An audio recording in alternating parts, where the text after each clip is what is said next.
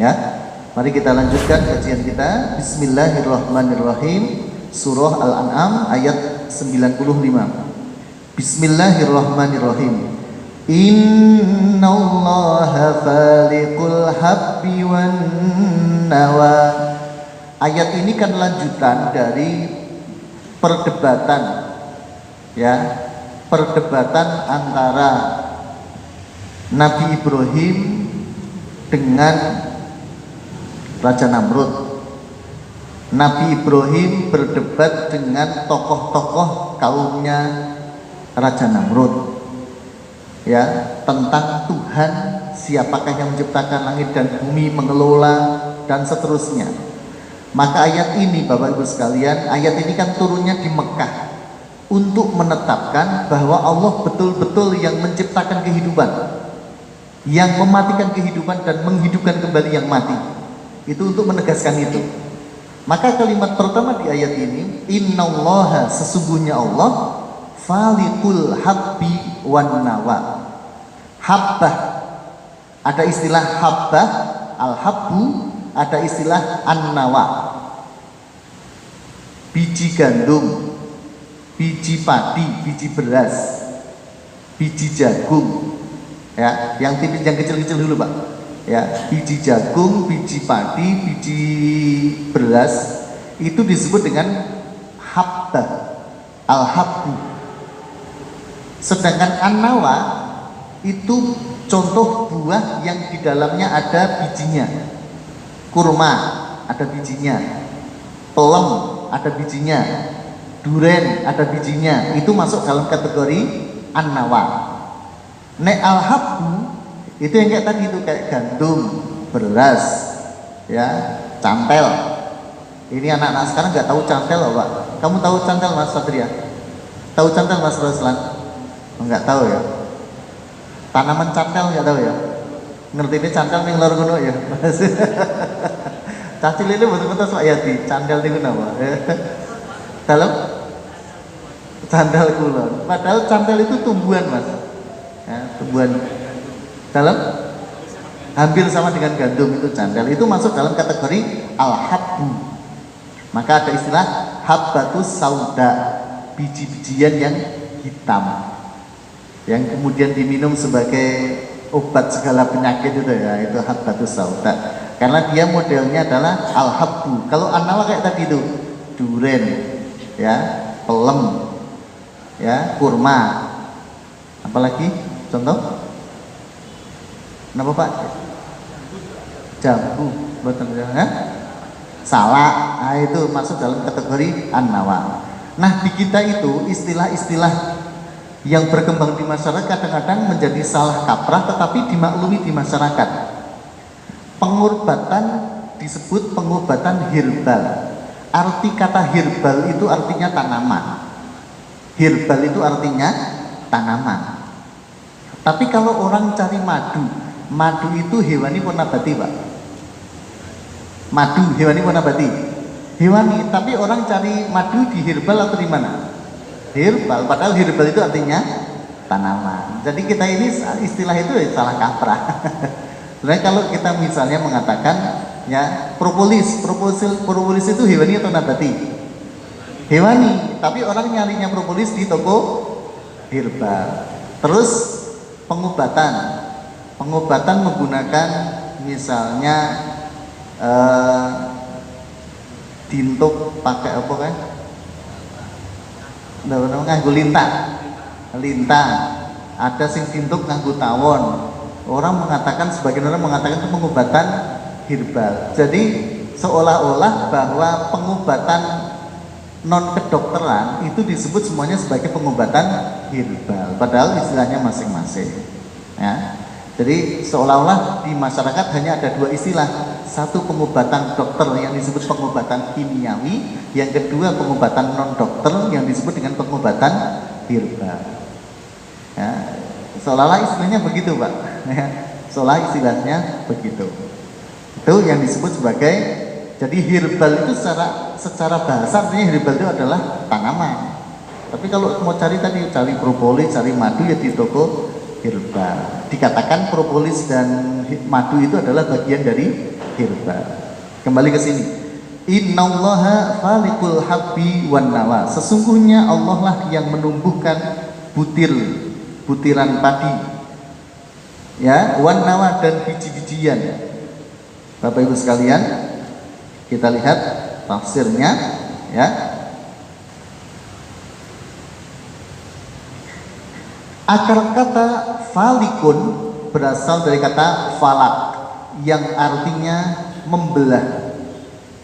Qul a'udzu birabbil falak. Ya, falak itu artinya membelah atau mencipta. Nah, makna yang paling cocok untuk kata falikul habbi adalah bahwa Allah lah yang membelah butiran tadi, wan nawa, yaitu dan biji-bijian. Allah lah yang membelah. Biji sekeras apapun, begitu kena air hujan, tumbuh tukul. Bijinya itu lemah. Itu apa ya? Tunasnya itu kan lemah sekali Pak. Tunasnya itu lemah. Dipuntes, diketok nganggo tangan tugel, patah dia. Tapi saking kuatnya dia tumbuh ke atas, tanah saja dia tembus. Nah, inilah yang kemudian maksud dari innallaha faliqul habbi wan nawa. Sesungguhnya Allah lah yang membelah biji-bijian itu dan menumbuhkannya. Tunas yang begitu rapuh, tunas yang begitu lemah, dipotong gampang, diiris gampang, digunting gampang. Tapi justru disitulah kekuatannya, dia mampu menembus tanah sehingga menjadi batang yang sangat kuat. Allah lah yang kemudian membelah biji-bijian itu dan butiran itu. Yukhrijul hayya minal mayyiti wa mukhrijul mayyiti minal hayy. Nah, Bapak Ibu sekalian, lafal Al-Quran itu unik. Contoh di surah Al-Imran itu, tulijul laila fin nahari wa tulijun nahara fil lail wa tukhrijul hayya minal mayyiti wa tukhrijul mayyita minal hayy.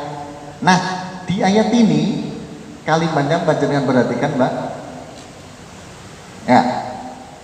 Kalau di Al-Imran tadi tukhrijul hayya minal mayyiti wa tukhrijul mayyita minal hayy. Di surah Al-An'am kalimatnya beda. Yukhrijul hayya minal mayyiti wa mukhrijul mayyiti. Bentuknya isim fa'il. Bukan wa yukhrijul mayyita, bukan wa tukhrijul mayyita, tapi wa mukhrijul mayyiti minal hayy.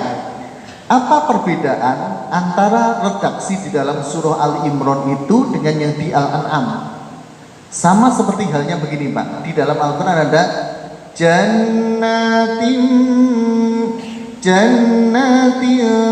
tajri min tahtihal anhar. Ada kata min. Jannatin tajri min tahtihal anhar. Ada jannatin tajri tahtahal anhar. Ada yang tidak pakai min. Ada yang tidak pakai min. Bedanya di mana? Contoh, surga-surga yang mengalir dari bawahnya sungai-sungai. Kalau yang mengalir dari bawahnya berarti air sungai itu berasal dari surga itu.